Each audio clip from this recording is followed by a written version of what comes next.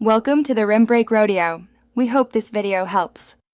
You start by confirming prerequisites, update GPU drivers, and ensure the game or app actually supports DirectX 11.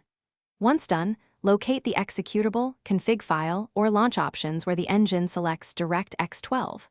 Make a quick backup of any config or registry keys before changing settings. This saves time if you need to revert. If you're using a launcher, open its advanced options now. Otherwise, prepare to edit the games, init or use command line flags. Now change the engine setting itself. Open the games.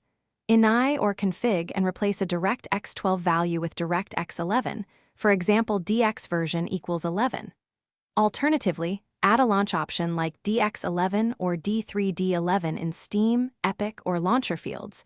This forces the engine to use 11 at startup. Once you apply the change, close the game completely and restart your system if required. Make sure to run the game as administrator when testing, since permission issues can block API selection.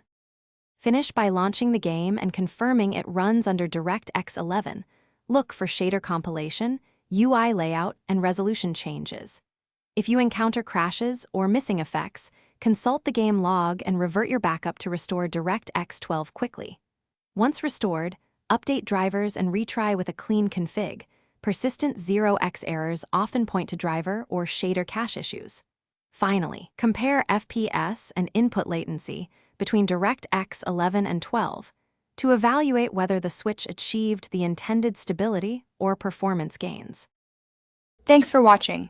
Consider subscribing if we helped you.